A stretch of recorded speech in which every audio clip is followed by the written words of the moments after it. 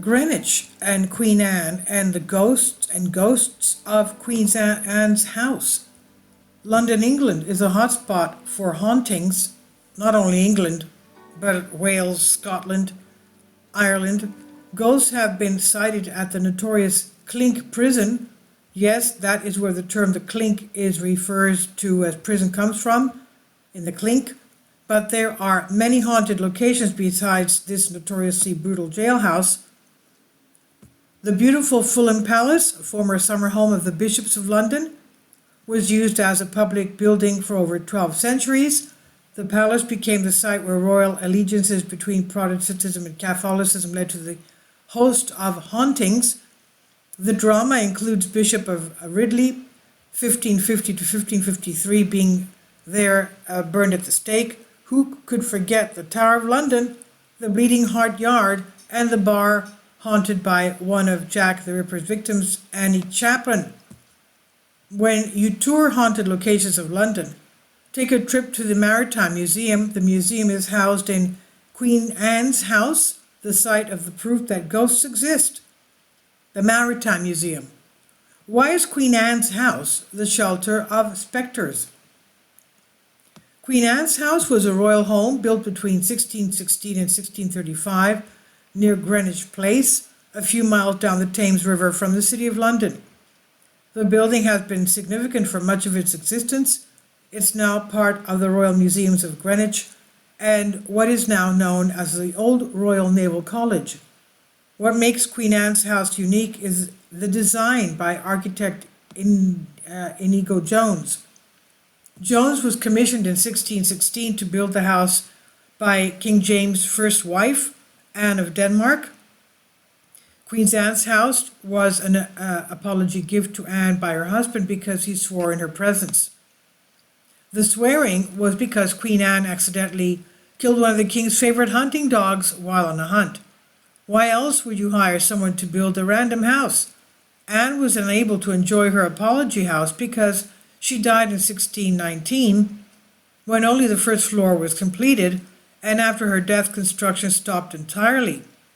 James I's son, Charles I, gave the unfinished house to his wife, Henrietta Maria, who ordered construction to resume. Queen Anne's house was finally completed in 1636 and was named appropriately the Queen's House. The building was unique because it was a complete opposite of the typical red brick Tudor style of building. The architect Inigo Jones spent several years in the early 17th century in Italy. He studied art, architecture, and philosophy, and was greatly influenced by the appearance of Renaissance-style architecture when building Queen Anne's house. Jones used white stone from the structure and designed the building considering symmetry and harmony. While the Italian-style home was unlike any other Tudor building, it made Queen Anne's house architecturally significant and was known for its tulip stairs. The tulip stairs are one of the original features of Queen Anne's house, and it was the first geometric self-supporting spiral staircase in Britain. Queen Anne's house was finished in 1636, but Henrietta did not enjoy being in the home for very long. The British Civil War began in 1642, and Henrietta disappeared into exile, a much better fate than Charles I. Charles I was killed and all of his royal property was acquired by the state. Don't worry, Henrietta returned to London in 1660 and lived in Queen Anne's house. And from that point forward, Queen Anne's house was used by many royal family members until 1805. In 1805, King George III graciously donated Queen Anne's house to a charity for the orphaned children of seamen. Queen Anne's house got a new name and it was known as the Royal Naval Asylum. The Royal Naval Asylum was in operation in Queen Anne's house until 1933, when the organization relocated to Suffolk. Queen Anne's house was not on the market for very long. In 1934, the National Maritime Museum took over the home, which features a vast collection of British artwork. The Ghost Host.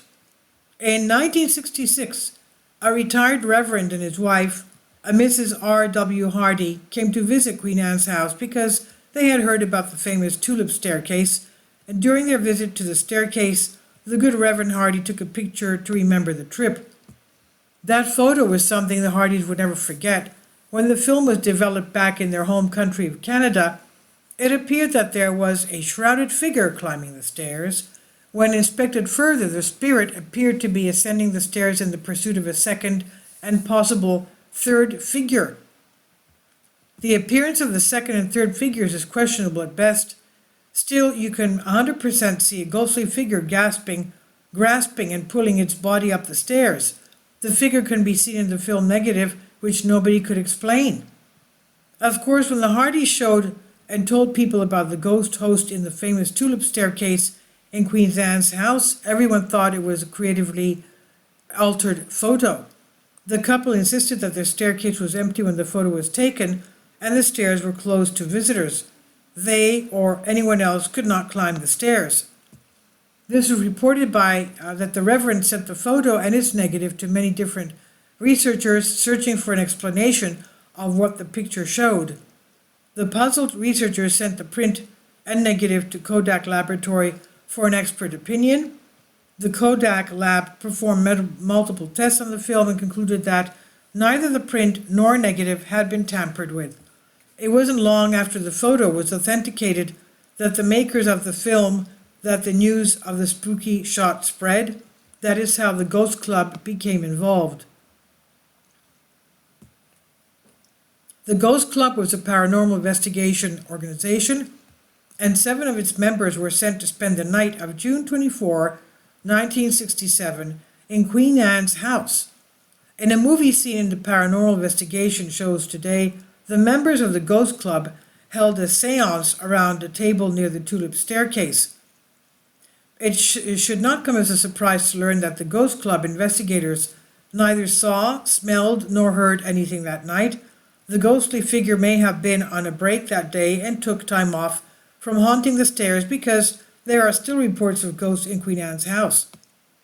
More than one ghost? Several people have reported experiences supernatural phenomena in Queen Anne's house. There have been reports of all the common ghost activity, everything from hearing disembodied footsteps, the voices of children chanting, and several full-bodied apparitions. A ghostly maid was reported seen mopping blood from the ground at the bottom of the staircase. The witness said the maid was dressed up in old-fashioned clothing and was very pale. This sighting is spine-chilling because it said that a maid had been thrown down from the top of the staircase and died upon impact at the bottom of the staircase. Was this spectral figure mopping up her own blood in the spirit realm? All we can say is that Hardy's photo is the only physical source of proof that Queen Anne's house is haunted. The gallery assistants at Queen Anne's house report ghostly encounters as well. The report said that assistant was on her tea break with co-workers when they saw a woman glide across the balcony, then pass through the wall. The employees were in shock and couldn't believe that they not only saw a ghost but a full-bodied apparition, which is very rare. The gallery workers said they went very cold and the hairs on my arms and my neck stood on end, they said. The shocked gallery assistant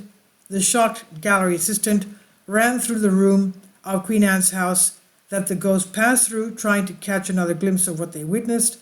The stunned humans saw something pass through the wall and out of sight through the wall. This spectre was a lady dressed in a white-gray crinoline-styled dress. What is most fascinating is that there is no solid proof or archival records that anyone has died in the home. Ghosts haunt the place where they died, so who are the figures gliding through the walls and up the tulip staircase? If you want to see the haunted Queen Anne's house, the Maritime Museum using the home is open 7 days a week. Maybe you'll experience the supernatural with strolling through the rooms of Queen Anne's house. This is by Laurie Dillon on Historic Mysteries. Please leave your comments and thank you for your support. My Patreon account. The daily posts are 5 videos daily and they are totally different from what I have on my YouTube channel. Thank you so much for your support and that you find all my content so interesting. You'll find the Patreon account details in the description box below.